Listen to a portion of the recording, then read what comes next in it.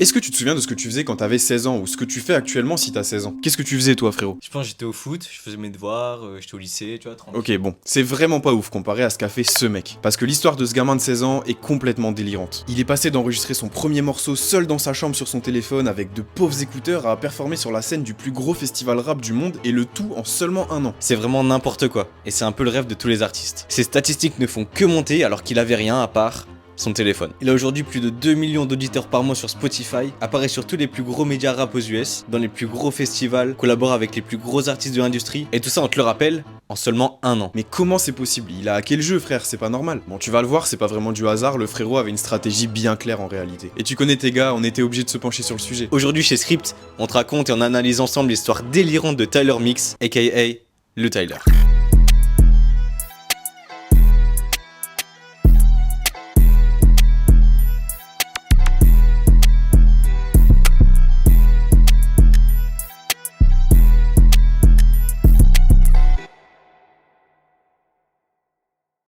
Bon, le petit frérot, là, le Tyler, il est né à Tallahassee, en Floride, en 2006. Bon, l'école, c'était pas trop ça. C'était un peu le fouteur de merde, c'est celui qui fait un peu chier les profs, mais qu'au fond, tout le monde aime bien, tu vois. Bon, par contre, là où il était giga chaud, c'était au basket. Apparemment, d'après ce qu'on a pu voir, il aurait vraiment pu faire un truc dans ce domaine-là, genre, il était vraiment bon. Mais il y a un truc qui l'a éloigné du sport et d'une potentielle réussite là-dedans. C'est mauvaises influences. Bah ouais, le frérot, il a commencé à fumer à 13 ans déjà. À 13 ans, ouais. Frérot, s'il te plaît, sois normal 2 minutes, fais comme tout le monde, va acheter 20 € de bonbons à la boulangerie, va pas acheter ton paquet de Marlboro avant d'aller à l'école, tu vois. Et encore, je pense pas que c'était des clopes. Bref, là, c'est la décadence. Il fait que sécher les cours, il fait semblant d'être malade, tout ça pour rentrer chez sa grand-mère. Dis-toi, il admirait trop sa grand-mère. Il lui disait: Mamie, t'as jamais besoin d'aller travailler, toi. T'es à la retraite. Je vais être comme toi. Bref, petit, il écoutait déjà beaucoup de musique. Il y avait toujours un petit fond musical dans le foyer familial, notamment grâce à sa grande sœur qui en écoutait énormément. Mais il y avait pas encore de vraie envie de se lancer dans la musique, juste il écoutait du son comme tout le monde, quoi, tu vois, comme toi et moi. Il était même un peu perdu, genre pour te donner un ordre d'idée, il y avait une période où il voulait devenir routier, tu vois, donc vraiment rien à voir en vrai. Et c'est en 2022 que sa vie change vraiment à tout jamais. En gros, il faisait un peu de rap, tu vois, pour déconner, il écrivait quelques textes dans ses notes d'iPhone et il le posait sur des instrus. Mais bon, jusque-là, rien de ouf, c'était vraiment amateur. Et un jour, il installe une appli sur son tel, une appli qui s'appelle d'ailleurs BandLab. Ceux qui font du son connaissent sûrement déjà, mais si tu vois pas ce que c'est, en gros, c'est une appli qui te permet d'enregistrer ta voix par-dessus des instrus en ajoutant des effets comme de l'autotune. Et en vrai, c'est un truc de fou parce que l'autotune de base, c'est pas un truc hyper accessible. Normalement, il te faut un ordi, un logiciel du type FL Studio pour enregistrer ta voix, mettre l'instru et un plugin qu'on appelle Antares Autotune. Donc déjà, ça coûte une blinde, et ensuite, faut savoir mixer pour pas que ça sonne vraiment dégueulasse. Bref, c'est pas super accessible pour un petit gars qui découvre un peu ce game là. Et donc là, t'as une appli gratuite que tu peux installer sur ton tel et qui te propose tous ces services là en même temps. Donc le Tyler, il voit ça, il pète un câble, il est obligé de tester. Du coup, il commence à record quelques petits sons en secret dans sa chambre parce qu'il est gêné de faire ça devant ses potes. Tu sais, quand tu commences, t'as pas forcément envie que tes potes te disent frérot, ce que tu fais, c'est vraiment trop de la merde. Merci mon gars. I was nervous like to rap in front of people. I don't even want to rap in front of the engineer. That's why I was doing it on my phone, cause I was just in the room by myself. Là au moins il est tranquille dans sa chambre, il y a personne pour le juger et au pire si le son il est pourri, bah juste il le supprime quoi. Il rappait d'ailleurs sur des type beats du rappeur Viz avec ce fameux flow caractéristique du rap de Détroit. Des flows saccadés, des phrases enregistrées une par une avec une nonchalance de ouf. Nigga, watch your dialogue, I don't want you talking to. Roll a wood up like a log, and I got my coffee cut. Bref, il fait ses bails, tout ça, il commence à toucher un peu à l'appli, et le premier son qu'il enregistre vraiment avec cette app, c'est Planet Fitness. Et le truc assez choquant, c'est que ça sonnait pas vraiment amateur pour un premier son, c'était assez agréable à écouter carrément. Genre on peut dire qu'il savait vraiment déjà rapper en fait, regarde, écoute. Yeah, I had a talk with God. He said they ain't fucking with me. I've been chasing after paper, run it up like Planet Fitness. No, I ain't never stun you niggas. I ain't never stun you. Dans le doute, il se dit vas-y, je vais quand même l'envoyer à mes potes, on verra bien ce qu'ils vont dire, au pire, c'est pas grave. Du coup, bam, il l'envoie direct sur son groupe de potes. Là, il se dit vas-y, je vais me prendre la sauce du siècle, c'est sûr, ils vont se foutre de ma gueule. Tu sais, il s'attendait déjà à se faire vanner pendant toute l'année qui allait suivre. Mais contre toute attente, tous ces gars sont en mode frérot, t'es trop chaud. Genre vraiment, ils lui ont dit t'es un malade, le son est trop lourd. Il faut que tu le postes quelque part parce que bah faut que les gens entendent ça. Du coup il se dit why not, hein, vas-y je vais le poster sur SoundCloud. Et c'est comme ça que le morceau atterrit sur la plateforme en juin 2022. 10 millions de streams en 24 heures et Drake en personne vient sonner chez lui, directement chez sa mère pour le signer sur son label. Non, on se calme. C'est pas comme ça la vie, c'est pas un film. Le son, il marche un peu, mais c'est pas un truc de ouf, quoi. Like the first song, I thought it was alright, but I don't like it now. I don't like the song now. But the first song, it did alright. Not really though. It ain't blow up or nothing. Like just the people in my city know about it. Le morceau explose pas, mais le Tyler raconte que le son fait un petit peu de bruit dans la ville quand même. Il y avait genre 50 commentaires de gens qui kiffaient de fou, et ça lui a permis de prendre un peu confiance en lui et de se dire, bah en vrai, Si tout le monde le dit, c'est que bah je suis chaud. Et d'ailleurs, en parlant de commentaires, hésite pas à nous dire ce que tu penses en dessous de la vidéo, hésite pas à lâcher ton meilleur like, ton meilleur abonnement, ça nous soutient de ouf et ça fait trop plaisir. Alors après ça, il va drop un teaser du morceau qui s'appelle Law & Order partie 1 sur les réseaux, avec une stratégie bien en tête. Et ouais, le Tyler, sous ses airs de petit gamin de 16 ans, se cache un vrai mec réfléchi et une petite âme de businessman. Il se dit, ok, pour l'instant, la majorité des gens qui m'écoutent, ils sont assez jeunes. C'est des gens qui ont la culture d'internet, qui ont grandi avec plein de rêves de la pop culture. Comment je peux faire pour drop un son qui va les attirer? Et à ton avis, qu'est-ce qu'il a fait? À ton avis, toi, tu penses qu'il a fait quoi? Dis-moi tout. Bah il va rapper sur une instru qui sample un classique de la télévision, la série Law & Order, plus connue en France sous le nom de New York Police Judiciaire. Et le trailer devient viral, il se fait riposte de partout. Il y a même Trippie Redd qui tombe sur le snippet et qui le repartage tellement il trouvait ça lourd. I'm stepping out, I'm dripped out, it costs to get this fly. My nigga dressing all black, he rolling in the skies. I roll a 3-5 fat and put it in the sky. I pull up, beat a bat, and then I gotta slide. Le morceau complet sort et il marche vraiment bien, plus que son tout premier. Mais vas-y, on peut pas non plus dire que ça change radicalement sa vie, tu vois. Le son fait 55 000 streams sur SoundCloud. Bon, c'est cool, c'est très cool même, mais c'est pas des stats qui changent une vie. Mais bon, il voit quand même une belle amélioration dans les stats, les gens aiment de plus en plus ce qu'il propose. La stratégie qu'il adopte, c'est de faire un maximum de références à la pop culture dans ses prochains sons. Il a vu que ça marchait plutôt bien de faire ça, donc let's go. Et c'est ce qu'il fait sur son morceau suivant, Jada Wada. Là, il envoie de fou. Timmy Turner, Rick et Morty, Cars, les Schtroumpfs, bref, il y va à fond.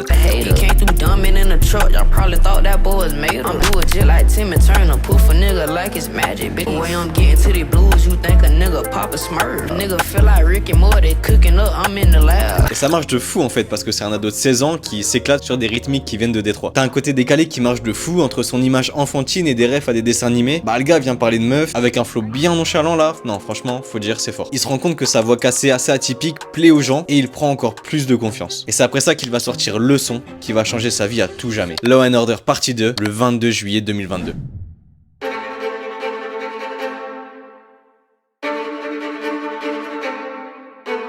En gros, dans ce son, il fait un mix de tout ce qui a marché avant. Il sample encore une fois la série New York Police Judiciaire, il reprend son flow nonchalant caractéristique, et il refait plein de références à la pop culture avec des punchs efficaces de malade. Le son sort et là ça explose, genre beaucoup plus que tout ce qu'il avait fait avant. Et là t'as capté, le petit il est intelligent. Il se dit oula, il se passe un truc là. J'ai une idée. Ce son là, il faut le sortir avec un clip. Il faut absolument que je fasse découvrir aux gens mon imagerie, mon quartier, mon lifestyle, les gens avec qui je traîne. Et ce petit, il est vraiment visionnaire. Parce que quand le clip sort quelques mois plus tard, le morceau explose encore plus.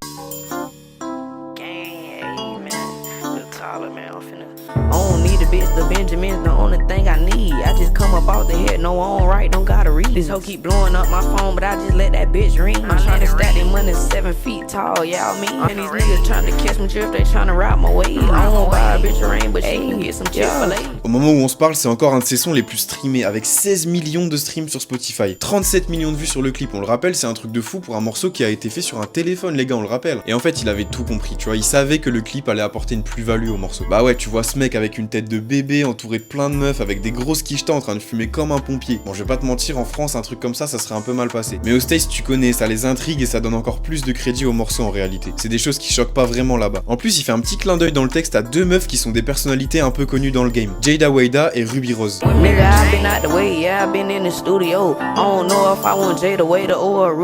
C'est une punchline qui devient virale et qui pousse encore plus le morceau parce que c'est pas mal emballé sur les réseaux. There's this kid, he's one of my favorite new rappers right now. His name Lil Tyler from Florida. You heard of him? Oh my God, yeah, I just heard the song. Did you hear the song? Yeah, no, that shit Jada fire. Wade, Ruby Rose. Yo, Yeah, that listen, shit he fire. say your name in like every. Yeah, he got a record. couple songs. Yeah. That's flattering for sure. Cause Yeah. he for sure up and coming. Like he hard. up next Yeah, for sure. Après ce hit, on peut dire qu'il a commencé à se créer une vraie fanbase. Vraiment, ça commence à devenir sérieux. Il a ses premiers fans, commence à faire ses premiers petits shows, et en parallèle de ça, il continue à drop des bons morceaux. Rien de foufou, mais il reste constant. En gros, il solidifie sa fanbase. Jusqu'au morceau Fat Racks sorti en septembre 2022, qui va faire énormément de bruit. C'est un morceau qui sonne beaucoup plus pro que tout ce qu'il avait fait jusque-là. On sent qu'il a enfin lâché son petit téléphone et qu'il est parti au studio. Skinny nigga, fat rack, stand the fuck up out the way. I ain't doing shit for you if that shit don't get me paid. I'm on the beat, I'm in that mode, nigga. You can't stop the rain. Il a atteint un statut qui lui permet de lâcher les cours avec l'accord de sa mère, qui était d'ailleurs plutôt hype pour lui en comprenant que ce genre d'opportunité ça n'arrive pas tous les jours. Là il était vraiment au stade où il se disait ok là je vais percer en fait, ça y est je vais réaliser mon rêve, je vais devenir rappeur. Et là on te fait une petite piqûre de rappel, ça fait seulement quelques mois qu'il a lancé son premier morceau sur SoundCloud. Il a vu sa vie changer en quelques semaines, genre 5 mois avant il faisait encore ses petites recherches sur Google comment devenir routier. métier, tu vois, la vie d'artiste, hein. Bref, là, il a un peu la recette miracle. Il sait que les gens aiment trop son délire, donc il enchaîne à fond. C'est trop facile pour lui maintenant. Il drop le morceau Backflippin' en décembre 2022 qui pète de malade aussi, grâce à une instru chill à mort, un mood de fou, un clip de fou, qui met une vraie ambiance. On le suit dans sa vie de jeune rookie en train de percer sur son petit yacht, le soleil, tranquille là. Non, je suis pas jaloux, t'inquiète, t'inquiète. On est bien aussi à Lille, on est bien. Hold on, baby, I'm a player, not a simp, babe. And your bitch tryna kick it like a sensei. Young stepping in some bands, no I brag different. Bref, le Tyler, c'est un mec stratège. Je pense qu'il doit être vraiment bien conseillé et entouré, et ça c'est vraiment cool, surtout quand tu perces aussi jeune. Il a adopté la stratégie de s'afficher beaucoup sur internet. Il est là où il faut, quand il faut. C'est une bonne idée parce que je pense qu'il sait qu'il a une communauté assez jeune, active sur les réseaux, et donc c'est forcément bénéfique pour lui d'être très présent. What's the most embarrassing thing that happened on a date? I fucked around farted in front of my bed. She's like, damn, babe. Il a bâti son début de carrière sur des morceaux fun, avec pas mal de petites punch drôles, etc. Donc en vrai, ça aurait pas eu vraiment de sens qu'il commence à faire le mec mystérieux et sombre sur internet, à l'image d'un Ken Carson par exemple, tu vois. Il joue beaucoup sur son capital sympathie et son image de beau gosse. Il apparaît d'ailleurs sur YouTube avec des créateurs de contenu ou alors dans des concepts connus genre Smash or Pass, sur lesquels il adopte une attitude de player. Et ça permet aux gens d'apprendre à le connaître un peu plus en profondeur, de s'identifier à lui en quelque sorte. D'ailleurs, c'est le même concept qu'a repris Balou récemment avec Gazo. Il ira même jusqu'à performer au Rolling Loud de Miami, en Californie, au Portugal. D'ailleurs, il a même ramené sa grand-mère sur scène, ce fou.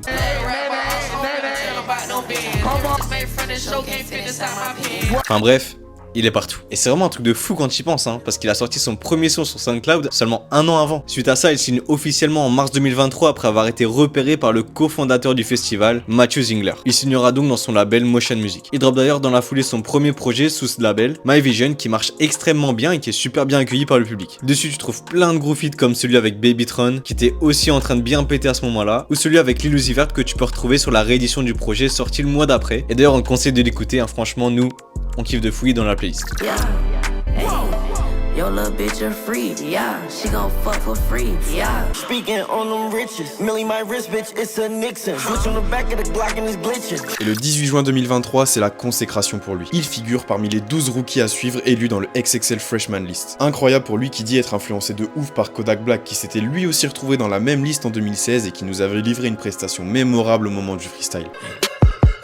Who the fuck picked this little sorry ass beat? Le Tyler dira d'ailleurs, c'est incroyable d'être un freshman, j'y aurais jamais cru. Le premier que j'ai vu, c'est celui de Kodak Black en 2016. Tout le monde l'avait vu. Il y avait Lil Yachty, Lil Uzi, c'était trop lourd. Kodak, il y est allé tranquille, il était juste lui-même. Ce mec est vraiment le GOAT de la Floride. Il est la raison pour laquelle beaucoup d'entre nous font du rap, il inspire beaucoup de gens. C'est un moment important pour moi car ça montre ce que j'ai accompli. Je me démarque parce que je parle pas de meurtre et toutes ces conneries. Moi, je suis plutôt belle plage, meuf, tranquille quoi. Je reste fidèle à moi-même. Je clash personne, je me mets dans aucun bif, je suis cool avec tout le monde. Bref, depuis ça, le Tyler continue à être bien présent de partout. Récemment, il a sorti le morceau Change My Ways qui marche très bien, et le morceau The Grinch Freestyle en feat avec Lato à l'occasion des fêtes de Noël. On espère que le Tyler va continuer à faire les bons choix et faire attention aux gens qui l'entourent. Parce qu'on sait, percer si jeune, en vrai, c'est pas tellement un avantage. Tu peux vite te retrouver entouré de mecs qui voient en toi qu'une source d'argent, te faire influencer et perdre ta patte artistique qui t'a fait percer à un moment donné. Bref, on espère qu'il va continuer à faire son propre truc et continuer à nous faire kiffer. Mais surtout, n'oubliez pas, restez scriptés les refs.